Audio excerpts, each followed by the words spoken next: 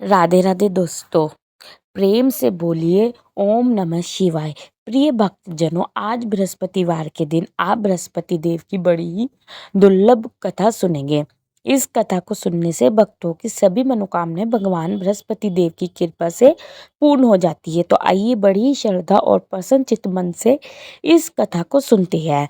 भारतवर्ष में एक पराक्रमी और दानी राजा राज्य करता था।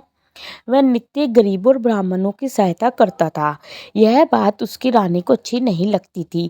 ना ही वह गरीबों को दान देती, ना ही भगवान का पूजन करती थी और राजा को भी दान देने से मना किया करती थी। एक दिन राजा शिकार खेलने वन को गए हुए थे तो रानी महल में अकेली थी। उसी समय बृहस्पति देव साधु वेश में राजा के महल में भिक्षा लेने के लिए गए और भिक्षा मांगी तो रानी ने भिक्षा देने से इनकार कर दिया और कहा, हे साधु महाराज, मैं तो दान पुण्य से तंग आ गई हूँ। मेरा पति सारा धन लुटाते रहते हैं। मेरी इच्छा है कि हमारा धन नष्ट हो जाए, फिर ना रहेगा बांस और ना बजेगी बांसुरी। साधु ने कहा, देवी तुम तो बड़ी विचित्र हो। धन और संतान तो सभी चाहते हैं, पुत्र और लक्ष्मी तो पापी के घर भी होने चाहिए। यदि तुम्हारे पास अधिक धन है तो भूखों को भोजन दो, प्यासों के लिए प्याऊ बनवाओ और मुसाफिरों के लिए धर्मशालाएं खुलवाओ। जो निर्धन अपनी कुंवारी कन्याओं का विवाह नहीं कर सकते, उनका विवाह करा दो। ऐसा और कई काम है जिनके करने से तुम्हारा यशलोक और परलोक में फैलेगा। परंतु रानी का उपदेश कोई प्रभाव नहीं पड़ रहा। बोली, महाराज आप मुझे कुछ ना समझाए, मैं ऐसा धन नहीं चाहती जो हर जगह बांटती फिरूं। साधु ने उत्तर दिया, यदि तुम्हारी ऐसी इच्छा है तो तथास्तु। तुम्हें ऐसा करना कि बृहस्पतिवार को घर लीप कर पीली मिट्टी से अपना सिर धो लेना, स्नान करना, बट्टी चढ़ाकर कपड़े धोना। ऐसा करने से आपका सारा धन नष्ट हो जाएगा। इतना कहकर वह साधु महाराज वहां से आलोक हो गए और साधु के अनुसार कई बातों को पूरा करते हुए रानी को केवल 3 बृहस्पति वाली बीते थे कि उसकी समस्त धन संपत्ति नष्ट हो गई। भोजन के लिए राजा को परिवार तरसने लगा। तब एक दिन राजा ने रानी से बोला कि हे रानी, तुम यहीं रहो, मैं दूसरे देश को जाता हूँ क्योंकि यहाँ पर सभी लोग मुझे जानते हैं, इसलिए मैं कोई छोटा कार्य नहीं कर सकता। ऐसा कहकर राजा परदेश चला गया। वहाँ वह जंगल से लकड़ी काट कर लाता और शहर में बेचता था। इस तरह वह अपना जीवन व्यतीत करने लगा। इधर राजा के परदेश जाती रानी और दासी दुखी रहने लगी। एक बार जब रानी और दासी को 7 दिन तक बिना भोजन के रहना पड़ा तो रानी ने अपनी दासी से कहा, हे दासी, पास ही के नगर में मेरी बहन रहती है, वह बड़ी धनवान है, तू उसके पास जा और उससे कुछ लेकर आ ताकि थोड़ा बहुत गुजार बरस हो सके। रानी दासी की बहन के पास गई। उस दिन गुरुवार था और रानी की बहन उस समय बृहस्पतिवार व्रत की कथा सुन रही थी। दासी ने रानी की बहन को अपनी रानी का संदेश दिया, लेकिन रानी की बड़ी बहन ने कोई उत्तर नहीं दिया। जब दासी को रानी की बहन से कोई उत्तर नहीं मिला तो वह बहुत दुखी हुई और उसे क्रोध भी आया। दासी ने वापस आकर रानी को सारी बात बता दी। सुनकर रानी ने अपने भाग्य को कोसा। उधर रानी की बहन ने सोचा कि मेरी बहन की दासी आई थी परंतु मैं उससे नहीं बोली, इससे वह बहुत दुखी हुई होगी। कथा सुनकर और पूजन समाप्त करके वह अपनी बहन के घर आई और कहने लगी, हे बहन, मैं बृहस्पतिवार का व्रत कर रही थी, तुम्हारी दासी मेरे घर आई थी, परंतु जब तक कथा होती है तब तक ना तो उठते हैं और ना ही बोलते, इसलिए मैं ना बोली और कहूँ दासी क्यों आई थी। रानी बोली, बहन तुमसे क्या छुपो, हमारे घर में खाने तक को नाज नहीं था। ऐसा कहते कहते रानी की आंखें भर आई। उसने दासी समेत पिछली 7 दिनों से भूखे रहने तक की बात अपनी बहन को विस्तार पूर्वक सुना दी। रानी की बहन बोली, देखो बहन, भगवान बृहस्पति देव सबकी मनोकामना को पूर्ण करते हैं। देखो शायद तुम्हारे घर में नाज रखा हो। पहले तो रानी को विश्वास नहीं हुआ, पर बहन का आग्रह करने पर उसने अपनी दासी को अंदर भेजा तो सचमुच अनाज से भरा एक घड़ा मिल गया। यह देखकर दासी को बड़ी हैरानी हुई। दासी रानी से कहने लगी, हे रानी, जब हमको भोजन नहीं मिलता तो हम व्रत ही तो करते हैं, इसलिए क्यों ना इनसे व्रत और कथा की विधि पूछ ली जाए ताकि हम भी व्रत कर सके। तब रानी ने अपनी बहन से बृहस्पतिवार व्रत के बारे में पूछा। उसकी बहन ने बताया, बृहस्पतिवार के व्रत में चने की दाल और मुनक्का से विष्णु भगवान का केले की जड़ में पूजन करे तथा दीपक जलाए, व्रत कथा सुने और पीला भोजन ही करे। इससे बृहस्पति देव प्रसन्न होते हैं और व्रत में पूजन विधि बताकर रानी की बहन अपने घर को लौट आई। 7 दिन के बाद जब गुरुवार आया तो रानी और दासी ने व्रत रखा। गुरसार में जाकर चना और गुड़ लेकर आई, फिर उससे केले की जड़ तथा विष्णु भगवान का पूजन किया। अब पीला भोजन कहाँ से लाए, इस बात को लेकर दोनों बहुत दुखी थी, क्योंकि उन्होंने व्रत रखा था। इसलिए बृहस्पति देव उनसे प्रसन्न थे। इसलिए वे एक साधारण व्यक्ति का रूप धारण करके 2 थालों में सुंदर पीला भोजन दासी को दे गए। भोजन पाकर दासी बहुत प्रसन्न हुई और फिर रानी के साथ मिलकर भोजन ग्रहण किया। उसके बाद वे सभी गुरुवार को व्रत और पूजन करने लगी। बृहस्पतिवार भगवान की कृपा से उनके पास फिर से धन संपत्ति आ गई, परंतु रानी फिर से पहले की तरह आलस करने लगी। तब दासी बोली, देखो रानी, तुम पहले भी इस प्रकार आलस करती थी, तुम्हें धन रखने में कष्ट होता था, इस कारण सभी धन नष्ट हो गया और अब जब भगवान बृहस्पति देव की कृपा से धन मिला है तो तुम्हें फिर से वही आलस होता है। रानी को समझाते हुए दासी कहती है, बड़ी मुसीबतों के बाद हमने यह धन पाया है, इसलिए हमें दान पुण्य करना चाहिए, भूखे मनुष्य को भोजन कराना चाहिए और धन्य को शुभ कार्यों में खर्च करना चाहिए, जिससे तुम्हारे कुल का यश बढ़ेगा, स्वर्ग की प्राप्ति होगी और पितृ प्रसन्न होंगे। दासी की बात मानकर रानी अपना धन शुभ कार्यों में खर्च करने लगी, जिससे पूरे नगर में उनका यश फैलने लगा। उधर एक दिन राजा दुखी होकर जंगल में बैठा था, एक पेड़ के नीचे आसन जमाकर वह अपनी दशा को याद करके व्याकुल होने लगा। बृहस्पति देव का दिन था। एकाएक उसने देखा कि निर्जन वन में एक साधु प्रकट हुए। वह साधु वेश में स्वयं बृहस्पति देवता थे।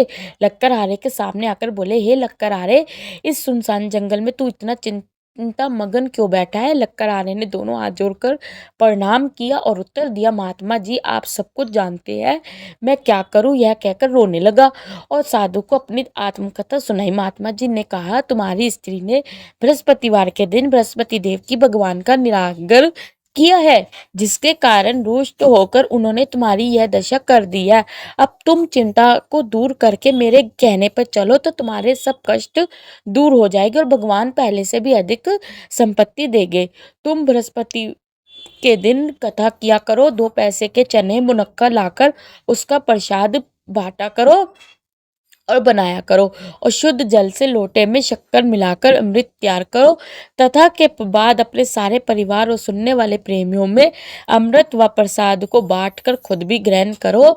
ऐसा करने से भगवान तुम्हारी सब मनोकामना पूर्ण करेंगे। साधु के ऐसे वचन सुनकर लक्कड़हारा बोला, हे प्रभु, मुझे लकड़ी बेचकर इतना पैसा नहीं मिलता जिससे भोजन के उपरांत कुछ बचा सकूं। मैंने रात्रि में अपनी स्त्री को व्याकुल देखा है, मेरे पास कुछ भी नहीं जिससे मैं उसकी खबर मंगा सकूं और फिर मैं बृहस्पति देव की क्या कहानी सुनूं? मुझको तो कुछ भी मालूम नहीं है। साधु ने कहा, हे लक्कड़हारी, तुम किसी बात की चिंता मत करो। बृहस्पतिवार के दिन तुम रोजाना की तरह लकड़ियां लेकर शहर को जाओ, तुमको रोज से दुगना धन प्राप्त होगा, जिससे तुम भली भांति भोजन कर लोगे और बृहस्पति देव की पूजा का सामान भी आ जाएगा। बृहस्पति देव की कथा इस प्रकार है, सुनो। प्राचीन काल में एक ब्राह्मण रहता था। वह बहुत निर्धन था, उसकी कोई संतान नहीं थी। उसकी स्त्री बहुत मलिनता के साथ रहती थी, वह स्नान नहीं करती थी, किसी देवता का पूजन नहीं करती थी। इससे ब्राह्मण देवता बड़े दुखी थे। बेचारे बहुत कुछ कहते थे किंतु उसका कुछ परिणाम नहीं मिलता था। भगवान की कृपा से ब्रह्मा की स्त्री के कन्या रूपी रतन पैदा हुआ। कन्या बड़ी होने के प्राप्त स्नान करके विष्णु भगवान का जाप और बृहस्पतिवार का व्रत करने लगी। अपने पूजन पाठ को समाप्त करके विद्यालय जाती तो अपनी मुट्ठी में जौ भर के ले जाती और पाठशाला के मार्ग में डालती जाती। तब ये जौ स्वर्ण के हो जाते तो लौटते समय उनको बिनकर घर ले आती। एक दिन वह बालिका सुबह उस सोने के जौ को फटक कर साफ कर रही थी कि उसके पिता ने देख लिया और कहा, हे बेटी, सोने की जौ के लिए सोने का सूप होना चाहिए। दूसरे दिन बृहस्पतिवार था। इस कन्या ने व्रत रखा और बृहस्पति देव से प्रार्थना करके कहा, मैंने आपकी पूजा सच्चे दिल से की है, मेरे लिए सोने का सूप दे दो। बृहस्पति देव ने उसकी प्रार्थना स्वीकार कर ली। रोजाना की तरह वह कन्या जौ फैलाती हुई जाने लगी। जब लौटकर जौ बिन रही थी तो बृहस्पति देव की कृपा से सोने का सूप मिला। उसे वह घर ले आई और उसमें जौ साफ करने लगी, परंतु उसकी माँ का वही ढंग रहा। एक दिन की बात है कि वह कन्या सोने के सूप में जौ साफ कर रही थी। उस समय उस शहर का राजपुत्र वहां से होकर निकला। इस कन्या के रूप और कार्य को देखकर मोहित हो गया और अपने घर आकर भोजन और जल त्याग कर उदास होकर लेट गया। राजा को इस बात का पता लगा तो अपने प्रधानमंत्री के साथ उसके पास गए और बोले, हे बेटा, तुम्हें किस बात का कष्ट है? किसी ने तुम्हारा अपमान किया है अथवा और कोई कारण हो सो को कहो, मैं वही कार्य करूँगा जिससे तुम्हें प्रसन्नता हो। अपने पिता की राजकुमार ने बातें सुनी तो वह बोला, मुझे आपकी कृपा से किसी बात का दुख नहीं है। किसी ने मेरा अपमान नहीं किया, परंतु मैं उस लड़की से विवाह करना चाहता हूँ जो सोने के सूप में जो साफ कर रही थी। यह सुनकर राजा अचार्य में पड़ गया और बोला कि हे बेटा, इस तरह की कन्या का पता तुम ही लगाओ, मैं उसके साथ तेरा विवाह अवश्य ही करवा दूंगा। राजकुमार ने उस लड़की के घर का पता बताया। तब मंत्री उस लड़की के घर गए और ब्राह्मण देवता को सभी हाल बताया। ब्राह्मण देवता राजकुमार के साथ अपनी कन्या का विवाह करने के लिए तैयार हो गए तथा विधि विधान के अनुसार ब्राह्मण की कन्या का विवाह राजकुमार के साथ हो गया। कन्या के घर से जाते ही पहले की भांति उस ब्राह्मण देवता के घर में गरीबी का निवास हो गया। अब भोजन के लिए भी अन्न बड़ी मुश्किल से मिलता था। एक दिन दुखी होकर ब्राह्मण देवता अपनी पुत्री के पास गए और बेटी ने पिता की दुखी अवस्था को देखा और अपनी माँ का हाल पूछा। तब ब्राह्मण ने भी सभी हाल कहा। कन्या ने बहुत सा धन देकर अपने पिता को विदा कर दिया। इस तरह ब्राह्मण का कुछ समय सुखपूर्वक व्यतीत हुआ। कुछ दिन बाद फिर वही हाल हो गया। ब्राह्मण फिर अपनी कन्या के यहाँ गया और सारा हाल कहा तो लड़की बोली, हे पिताजी, आप माताजी को यहाँ ले आओ, मैं उन्हें विधि बता दूंगी जिससे उनकी गरीबी दूर हो जाएगी। वह ब्राह्मण देवता अपनी स्त्री को साथ लेकर पहुंचे तो अपनी माँ को समझाने लगी, हे माँ, तुम प्रातः काल प्रथम स्नान आदि करके विष्णु भगवान का पूजन करो तो सब दरिद्रता दूर हो जाएगी। परंतु उसकी माँ ने एक बात नहीं मानी और प्राप्त कर उठकर अपनी पुत्री के बच्चों की जूठन को खा लिया। इससे उसकी पुत्री को भी बहुत गुस्सा है। उसने एक रात को एक कटोरी से सारा सामान निकाल दिया और अपनी माँ को उसमें बंद कर दिया। प्राप्त कर उसमें से उसे निकाला तो स्नान आदि करा के पूजा पाठ करवाया तो उसकी माँ की बुद्धि ठीक हो गई। इसके बाद वह नियम से पूजा पाठ करती और प्रत्येक बृहस्पतिवार को व्रत रखने लगी। इस व्रत के प्रभाव से उसके माता और पिता बहुत ही धनवान और पुत्रवान हो गए और बृहस्पतिवार देवता की कृपा से इस लोक के सुख को भोगकर अंत में स्वर्ग को प्राप्त हुए। इस तरह कहानी कहकर साधु देवता वहां से अंतर्ध्याय हो गए। धीरे धीरे समय व्यतीत होने पर फिर वही बृहस्पतिवार दिन आया। लक्कड़हारा जंगल से लकड़ी काटकर किसी शहर से बेचने गया। उसे उस दिन और दिन से अधिक पैसा मिला। राजा ने चना गुड़ आदि लाकर गुरुवार का व्रत किया।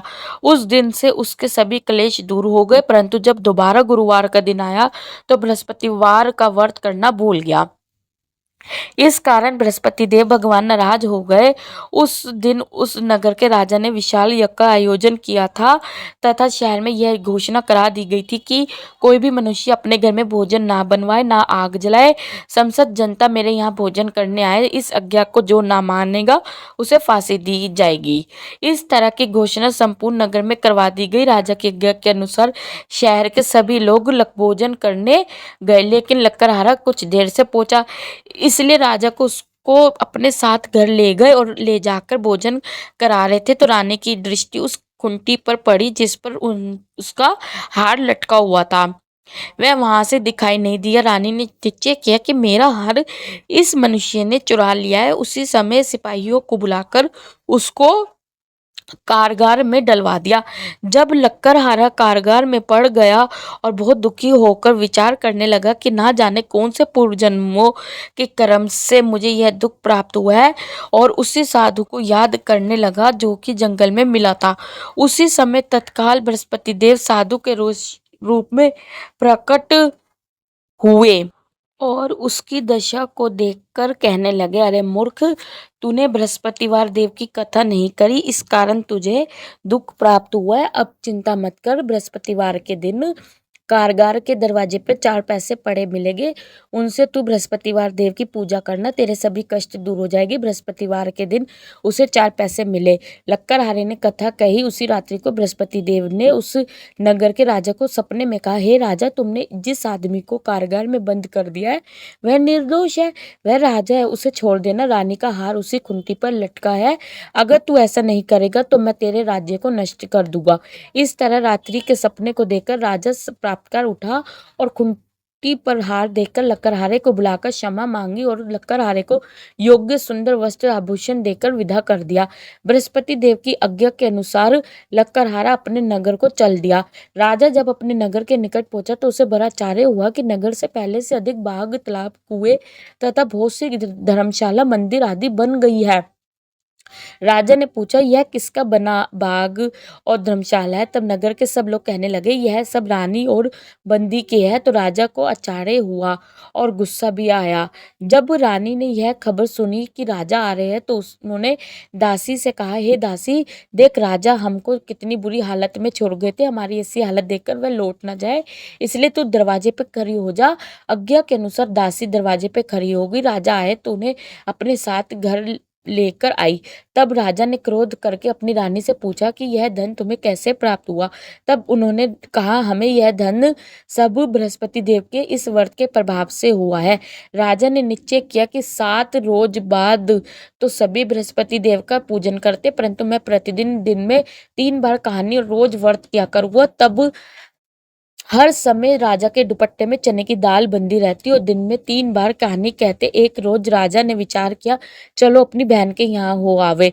इस तरह निश्चय करके राजा घोड़े पर सवार होकर अपनी बहन को यहाँ चलने लगा।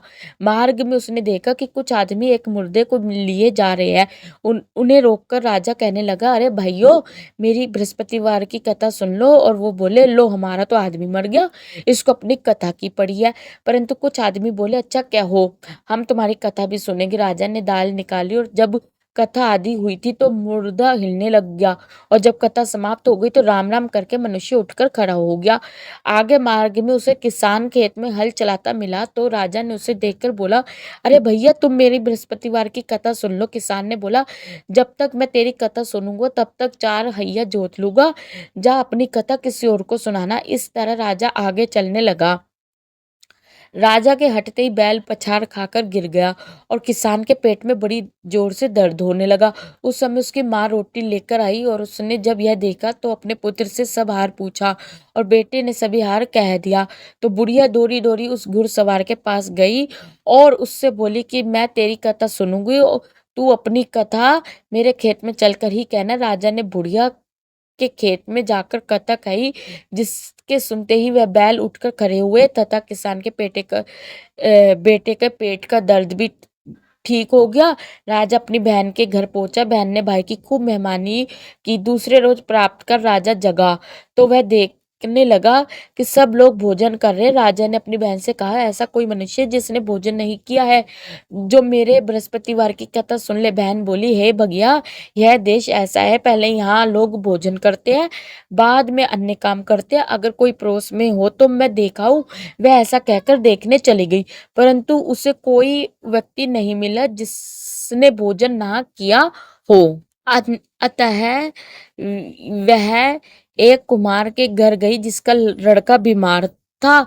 उसे मालूम हुआ कि उसके यहाँ 3 रोज से किसी ने भोजन नहीं किया। रानी ने अपने भाई की कथा सुनने के लिए कुम्हार को कहा। वह तैयार हो गया। राजा ने जाकर बृहस्पतिवार की कथा कही, जिसको सुनकर उसका लड़का ठीक हो गया। अब तो राजा की प्रशंसा होने लगी। एक रोज राजा ने अपनी बहन से कहा कि हे बहन, हम अपने घर को जाएंगे, तुम भी तैयार हो जाओ। राजा ने बहन ने ने अपनी सास से कहा तो सास ने कहा हाँ चली जा, परंतु अपने लड़कों को मत ले जाना क्योंकि तेरे भाई की कोई औलाद नहीं है। बहन ने अपने भैया से कहा हे भैया मैं तो चलूंगी पर कोई बालक नहीं चलेगा। तो राजा बोला जब कोई बालक नहीं चलेगा तब तू भी क्या करोगी। बड़े दुखी मन से राजा अपने नगर को लौट आया। राजा ने अपनी रानी से कहा हम तो निर्वंशीय, हमारा मुंह देखने का धर्म नहीं है और कुछ भोजन आदि नहीं किया। रानी बोली हे प्रभु, बृहस्पति देव ने हमें सब कुछ दिया है, वह हमें औलाद अवश्य देंगे। उसी रात को बृहस्पति देव ने राजा के सपने में कहा हे राजा उठो, सभी सोच त्याग दो, तेरी रानी गर्भ से है। राजा को यह बात सुनकर बड़ी खुशी हुई। 9वें महीने में उसके गर्भ से एक सुंदर पुत्र पैदा हुआ। तब राजा बोला हे रानी, स्त्री बनना भोजन के लिए रह सकती है पर बिना कहे नहीं रह सकती। जब मेरी बहन आएगी तुम उससे कुछ मत कहना। रानी ने सुनकर कहा हाँ कर दी। जब राजा की बहन ने यह शुभ समाचार सुना तो वह बहुत खुश हुई और बधाई लेकर अपने भाई के यहाँ आई। तब भी रानी ने कहा घोड़ा चढ़कर तो नहीं आई है, गधा चढ़कर आई है। राजा की बहन बोली भाभी मैं इस प्रकार ना कहती तो तुम्हें औलाद कैसे मिलती। बृहस्पति देव ऐसे ही है, जैसे जिसके मन में कामना है सभी को पूर्ण करते हैं। जो सद्भावना पूर्वक बृहस्पतिवार का व्रत करता है एवं कथा पढ़ता है अथवा दूसरों को सुनाता है, बृहस्पति देव उनकी सभी मनोकामना पूर्ण करते हैं। बृहस्पति देव उनकी सदैव रक्षा करते हैं। जो संसार में सद्भावना और सच्चे हृदय से बृहस्पति देव का पूजन करते हैं उनकी सभी मनोकामनाएं उसी प्रकार पूर्ण होती है। जैसे राजा और रानी ने बृहस्पति देव की कथा और गुणगान किया, उनकी सभी इच्छाएं बृहस्पति देव ने पूर्ण कर दी। तो बोलिए बृहस्पति देव की जय। इसी के साथ ये कथा संपूर्ण होती है। हे बृहस्पति देव, जो भी ये कथा सुन रहा है उसके घर में सुख समृद्धि का निवास हो, उसके घर की सारी दरिद्रता दूर करना। बोलिए बृहस्पति देव की जय हो, जय हो।